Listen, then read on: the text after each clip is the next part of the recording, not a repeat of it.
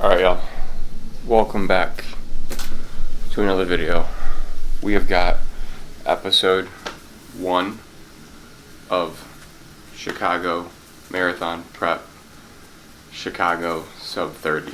So, it is June 2nd, and it is the first day 1 of Marathon Prep, where I'm going after a sub 3-hour marathon in Chicago this fall. So I want to do a much better job than I did last year of documenting it. Last year got a little bit stressful with the fundraising aspect of everything and trying to keep track of that, make sure I'm hitting my goal as far as fundraising goes. And like, I was running, obviously training, but it was just a lot, and I just didn't document as much as I wanted to. I also didn't hit my 3-hour goal. I was close. I was on pace for it for most of the race, but then we kind of fell apart at the end, and we didn't get it. We were like 3:13 was what I got, so kind of right there. It's a time where I hit it, and I'm like, alright, like a 3 is definitely doable with like a few small tweaks in training here, maybe mostly just like a little bit more mileage, but it's definitely doable. So that is what we are chasing this year. It's roughly 20 weeks out, which is a little bit longer than what I did last year.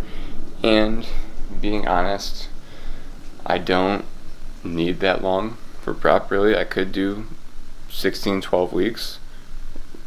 16 weeks, not 12, 12's a little short.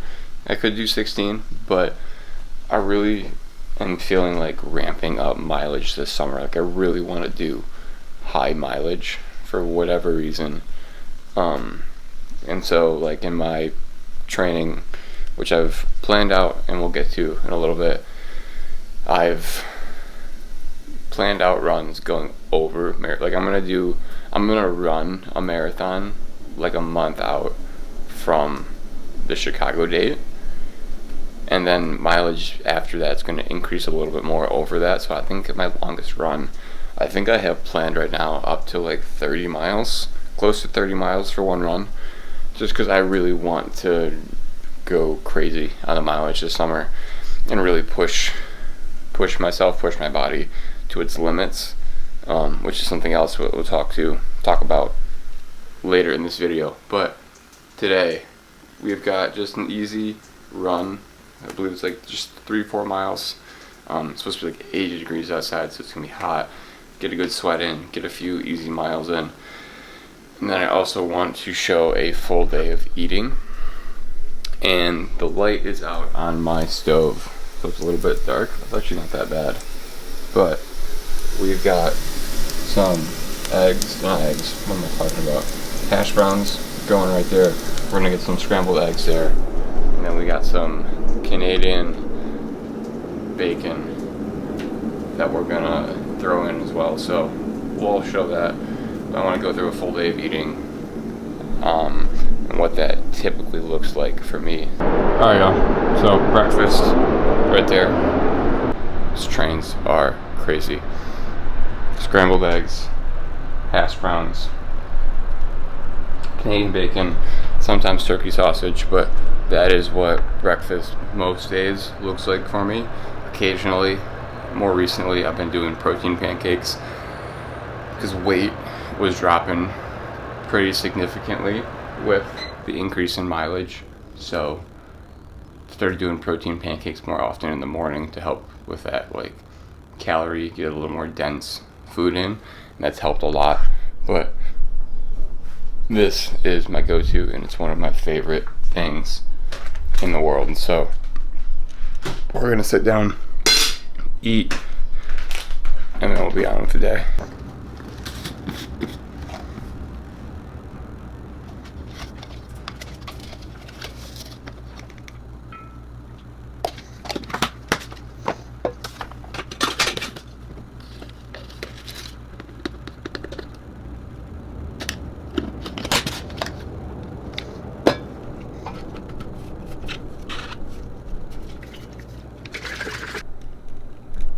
So let's talk about my marathon plan.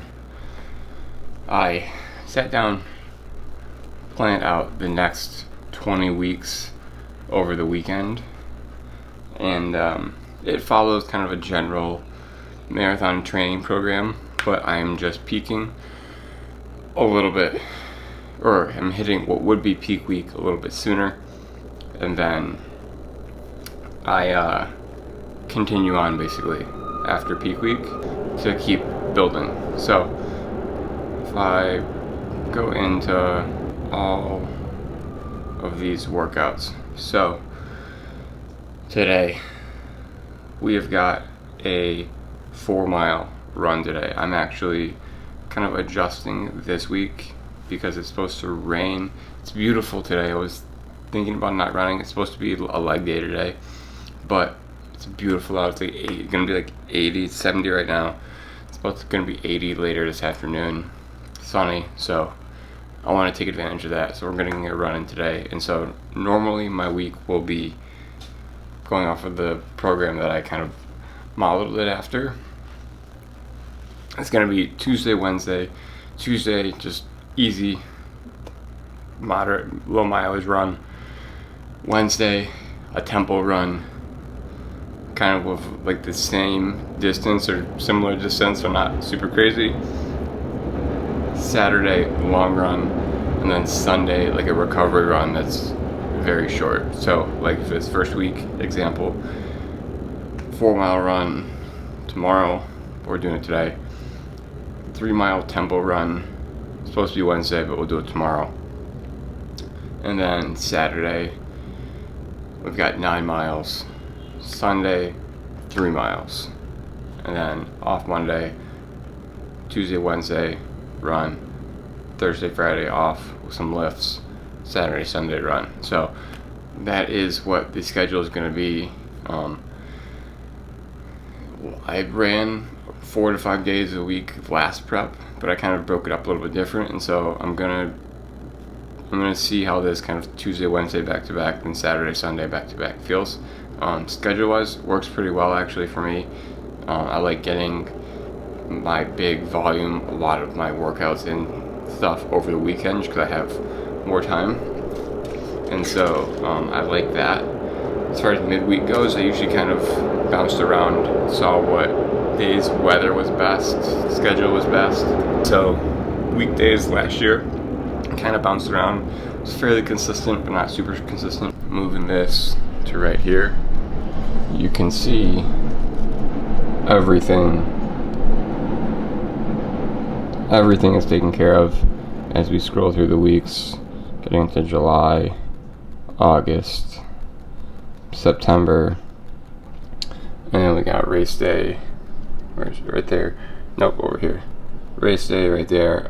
Nope, sorry, over here. Race day over here on the 12th. And so, yeah, it's pretty exciting. I'm happy with this. My peak. How about this setup? My peak long run gets up to 30 miles a week out from the race. So, like I said, a month out from race day, I'm doing a marathon. So, I'm kind of taking the approach with this time around of making sure that I can do 26.2 miles. Like I'm probably overdoing it in training intentionally because I want to know that I can do 26.2 miles and feel comfortable with it. Last year burned out at around like mile 20, 21, which is typically where like people hit the wall.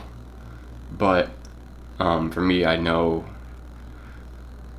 it made sense to me hitting that wall because I never did more than like 16 miles in training, and so I was able to do 15, 16 very comfortably, and I was able to push that other say 4 or 5 after that, kind of on that adrenaline, and then I hit the wall and it was done. And so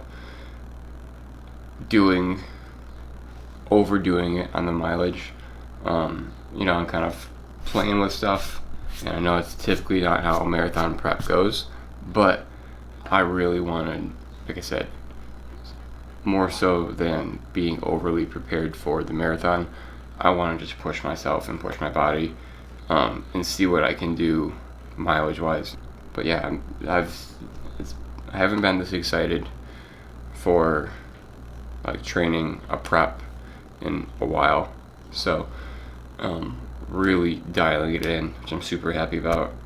And I'm super excited to see where this goes, because body's been feeling amazing, runs have been feeling really good. It's going to be a big summer in a lot of ways, which is going to also be exciting to share on here, because it's been a while since we've done a video like this. But anyways, that is what the training looks like, and with that, we are going to get into today's 4-mile run. Easy run. I'm sipping on some electrolytes and size creatine, as I showed. It's been my go-to pre-run lately,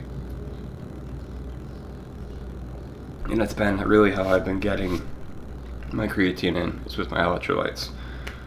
So we're gonna sip on this, do some editing, computer work as this goes down, because we got this full thing here, and then we're gonna get outside and go get this run in.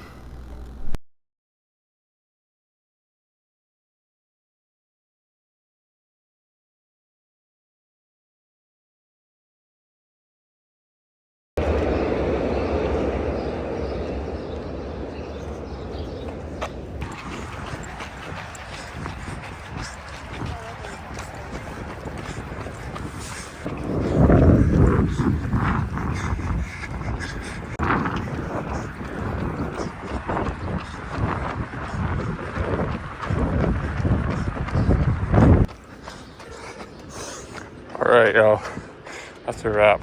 4 miles done,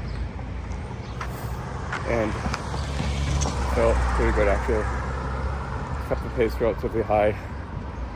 We were 7:25 average pace, which isn't bad, and just under 30 minutes working time. So we're gonna walk it back now to the apartment and cool down.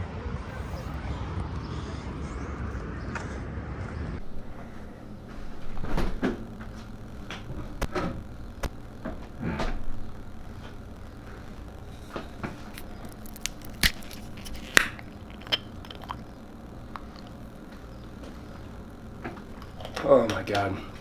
Alright. 4-mile run is done. As I gave a little bit of a recap. I'm not sure how much you could hear, but 4 miles, average pace around 7:25, just about 30 minutes working time, heart rate. I held zone 2 pretty well actually. Yeah, overall. After the first mile, we held around like 7:15 pace, 7:16 pace, so good run. It wasn't too hot out, which was nice. And yeah,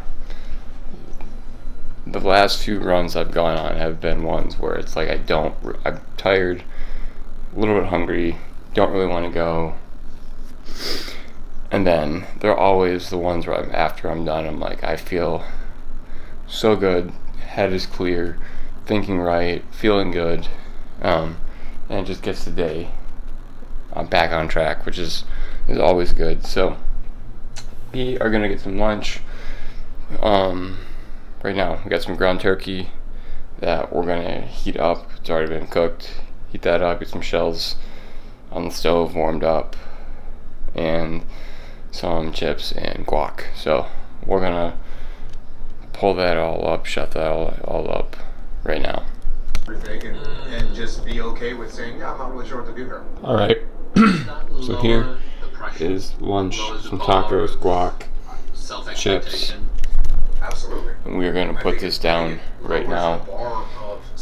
It's almost 3 o'clock, and we've got a few clients later this evening, so we're going to put this down, get some more work done on the computer, a little bit programming stuff.